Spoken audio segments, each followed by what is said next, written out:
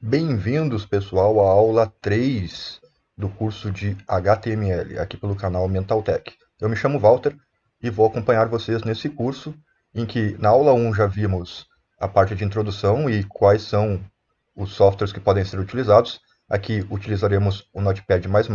Na aula 1, inclusive, estão as configurações bem importantes que eu estou utilizando, a instalação de um plugin bem importante, e vocês verão o porquê eu instalei ele hoje, na aula 3. Na aula 2, vimos os princípios do HTML e as principais tags para ênfase de texto. Hoje veremos a estrutura do HTML.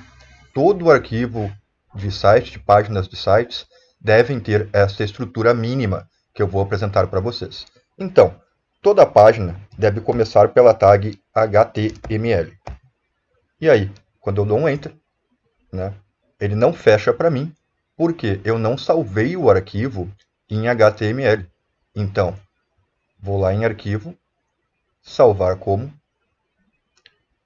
e vou salvar na minha área de trabalho como Index.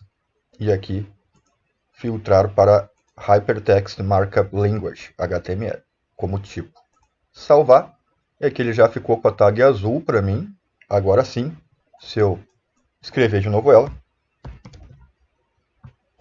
quando eu fecho ele e der um Enter, ele já fecha para mim a marcação. Então, todo o site deve ir entre a abertura e o fechamento dessa tag, ok?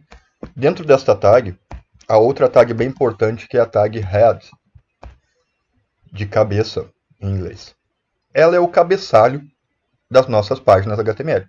Dentro dela irão, por exemplo, algumas linguagens que vão embutidas no HTML, outros recursos também que devem ser lidos logo no início, antes de entrar no conteúdo, e algo muito importante, dentro desta tag vai outra tag que se chama tag title, ou título.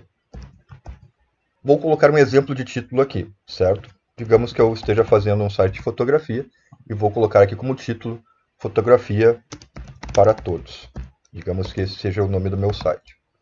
Se eu salvo ele, esta página, vou colocar aqui em meia tela e vou abrir aqui no meu navegador e colocar em meia tela também. Vocês verão que a aba, o nome da aba da página, corresponde ao que está dentro da tag title. Eu posso digitar o que eu quiser. Então, se a pessoa salvar esta página que eu estou construindo nos favoritos dela, no navegador, aparecerá isto aqui, como o título dos favoritos. É bem importante que tenha o nome do site aqui. Alguns colocam ainda o nome do site, traço galeria, traço contatos, de acordo com a página que está sendo construída, que está sendo exibida.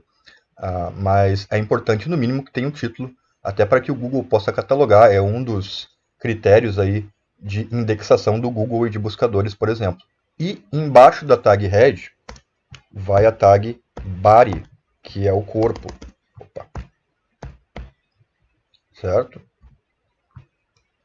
Então, o conteúdo de todo o site, imagens, textos, títulos de conteúdo e tudo mais, links, vão entre a abertura e o fechamento da tag bar. Isso é muito importante. Já vi muita gente colocar no início o conteúdo, imagens fora da tag bar, ou fora da abertura, ou aqui depois do fechamento. Está errado, pessoal. Então deve todo o conteúdo ir aqui dentro, certo? Então, se eu colocar aqui um texto qualquer, como vimos na aula passada, em negrito, por exemplo,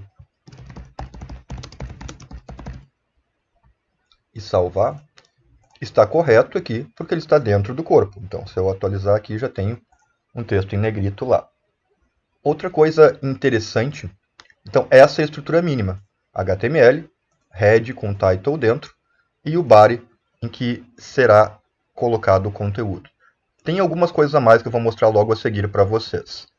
Algo interessante também é quando eu tenho tags dentro de tags, por exemplo, a tag title está dentro da tag head, é interessante colocar o cursor aqui no início e usar a tecla Tab. Quando eu uso a tecla Tab, há um recuo. Né? Vocês percebem que foi colocado aqui um recuo para mim. Esse recuo indica que esta tag, esse conteúdo aqui, está dentro de outra. Tá? Isso se chama identação ou edentação. usado em várias linguagens de programação e é muito útil quando se tem muitos conteúdos, muitas tags, enfim. Por exemplo, na tag bar aqui eu tenho isto aqui, vou colocar o cursor e vou colocar a tecla Tab. Já facilita bastante a visualização, então tem uma hierarquia de tags. Se eu quiser voltar, eu posso colocar o cursor aqui no início, onde eu tenho recuo, e usar a tecla, combinações de tecla Shift Tab. Tab para colocar o recuo, Shift Tab para voltar o recuo. Esses são os atalhos.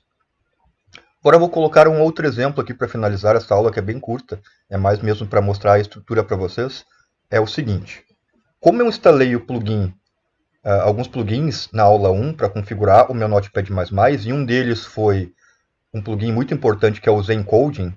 Qual a função dele aqui? Ele facilita essa questão de colocar a estrutura e não ficar digitando em toda a página que eu for fazer, já que é tudo igual.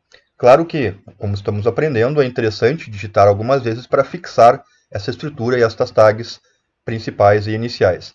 Agora, olha como é fácil com esse plugin instalado, digitando HTML, simplesmente HTML, 2.5, que é a versão que a gente está usando, e eu vou usar a combinação de teclas Ctrl E. Quando eu uso essa tecla Ctrl E, ele já cria para mim toda a estrutura mínima, completa, inclusive fica com o cursor lá no bar para mim colocar o conteúdo. Olha que prático que é. Algumas coisas ele colocou a mais aqui, que é isto aqui. Está em preto, percebam que não está em azul, porque isto é um comentário de linha única. Isto aqui não vai aparecer no meu processamento final da página. Então eu vou salvar aqui e vou atualizar. E percebam que não apareceu nada, não tenho nada no body. Tudo que vai aparecer é dentro do body. E se houver uma tag que tenha no início uma exclamação, isto é um comentário, pessoal. Tá? Vou fechar aqui. E isso que ele criou aqui de autocompletar aqui já não é necessário, tá? Beleza. Então, tudo que vai aqui dentro dessa tag, em que o início é uma exclamação, ele considera como um comentário, ou seja, não aparecerá. Geralmente os comentários são usados para colocar anotações dentro do código, geralmente para quando utilizamos uma equipe, quando trabalhamos com uma equipe, colocar anotações. Iniciei com tal coisa, usei tal configuração, esse tipo de coisa, para quem está lendo o código se orientar e saber algumas coisas interessantes e importantes que só aparecerão no código e não na página final, não no navegador. Certo? Então, esse é um comentário inicial.